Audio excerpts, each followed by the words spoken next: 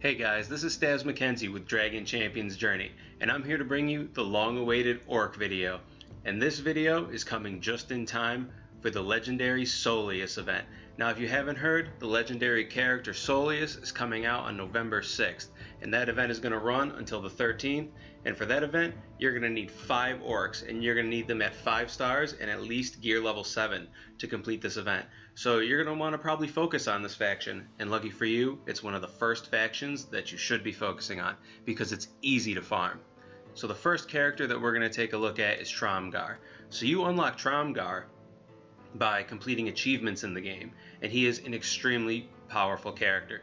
As you can see here, his popularity rating is at 92%, and that's no mistake.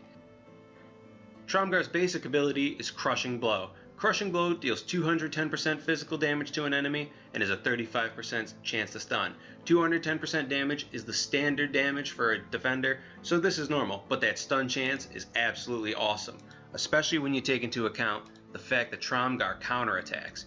As you can see here, with his Shield of the People ability, Ramgar assumes a defensive stance, and another use of it switches it to the offensive stance. It can't be removed. Changing the stance applies taunt and counterattack. So every time that Ramgar counterattacks, he's going to have a chance to apply that stun that you saw in his basic ability.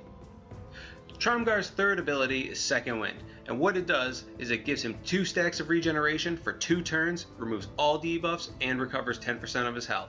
These 2 stacks of regeneration, from what I've noticed, have been amazing. It practically takes him from half health to full health. I cannot recommend using this move and upgrading it enough.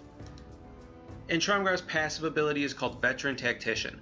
When in defensive stance, physical armor increases by 30%, and when in offensive stance, physical damage increases by 30%. So basically what this says is, when Ramgar is in defensive stance, you're going to get a huge buff to your defense, and when he's in offensive stance, you're going to get a huge buff to your offense. Ramgar's leadership ability is a Supreme Kagan. All allied orcs receive a 30% potency increase and 30% tenacity increase. Whenever an allied orc inflicts a debuff on an enemy, all allied orcs recover 5% of their health for each debuff inflicted. This leadership ability is absolutely bonkers. The next character we're going to take a look at is Rantha, and she's the only clan's healer that's available, so she's going to be pretty critical to your roster. And lucky for you, she's available to farm very early on in the game. So her basic ability is Ball Lightning, and that deals 200% of magic damage to an enemy and has a 50% chance to deal damage through a shield. This ability isn't very good. Dealing damage through a shield isn't very critical. I mean, you usually want to get rid of that shield, because if all of your allies aren't going through the shield, then it's probably not going to help to go through the shield. Rantha's second ability is Chain Healing. What it does is it heals the targeted ally for 400% of her magic damage. Then it chains the 2 lowest health allies, but it reduces the healing by 100% and then another 100% on the third. So this ability also isn't the best, but unfortunately it's all you have, so what are you going to do? Rantha's third ability is Personal Curse. Personal Curse deals 280% of Rantha's magic damage to an enemy and gives a random ally shield equal to 280% of Rantha's magic damage. This ability also is not very good. She just doesn't have very high magic damage, and giving a shield to a random ally isn't what you want. You're normally going to want to give a shield to the lowest health ally. And finally, Shamanism is Rantha's passive, and what it does is it gives her 10% magic damage for each living orc in the party. So as each living orc goes away, Rantha is going to become less powerful, and she doesn't have an AoE heal like her Order counterpart, Illyria. So while Rantha might not be the best healer, she is necessary for the clans and especially the Orc faction, so don't be afraid to invest in her at any point, and she is easy to farm early on. Next up is Rantha. Rantha is also a leader, so she's relatively interesting because if you want to split your orcs up or you want to maybe put some goblins into Rantha's squad, then you're able to do that with her. Rantha's first ability is Furious Shot, and that ability does 240% of her physical damage to an enemy and summons Battle Poo to Rantha's aid. Rantha's second ability is Summon Beast, which reads Summon Battle Poo with Taunt, 80% of Rantha's health and 50% of her damage. Only one Battle Poo can be summoned at a time.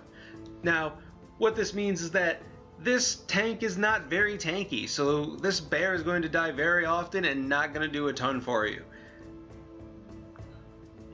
Rantha's third ability is Hunter's Volley. Rantha shoots 8 arrows at enemies, dealing 80% physical damage for each arrow.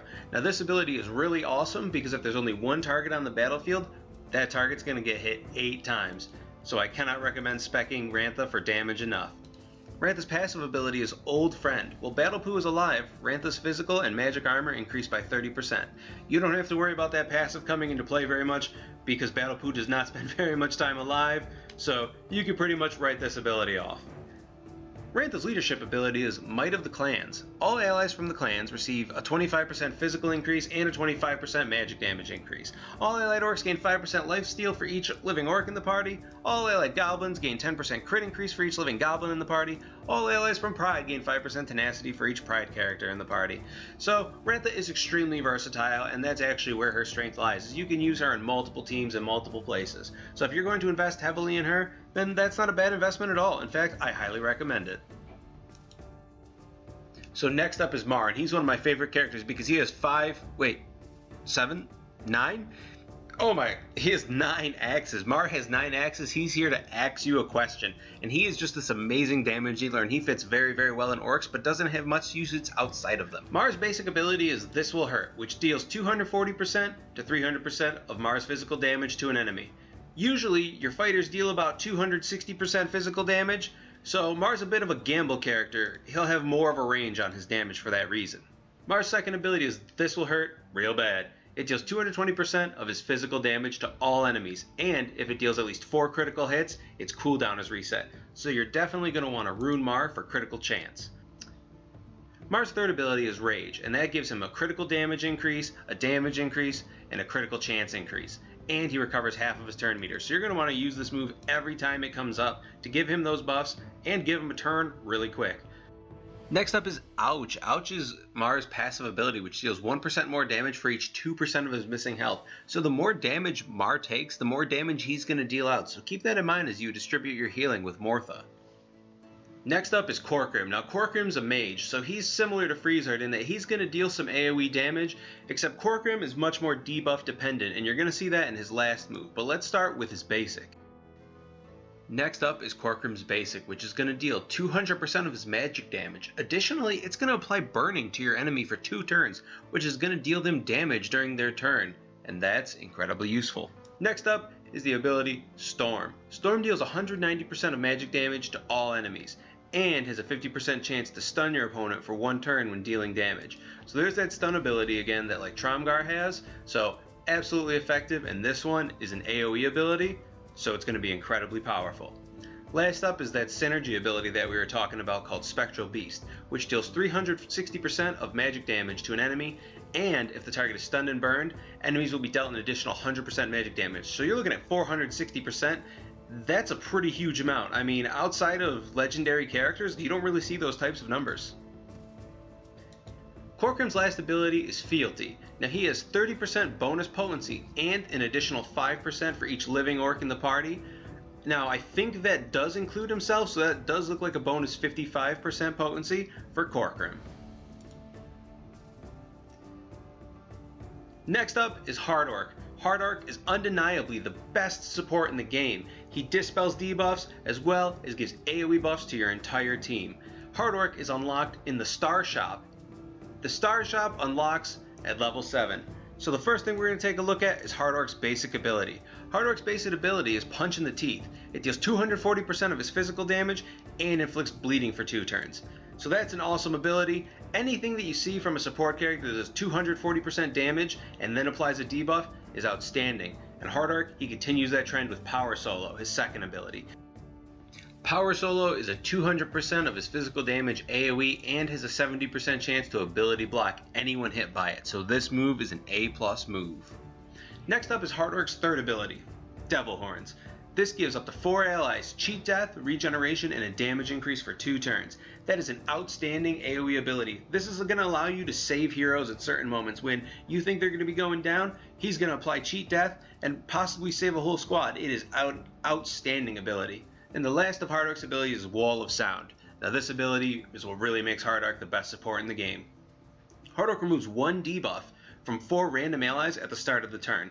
That is outstanding and insane. You don't even have to waste a turn doing it. It just happens automatically. So I cannot recommend investing in Hardwork early enough, he is a great buy.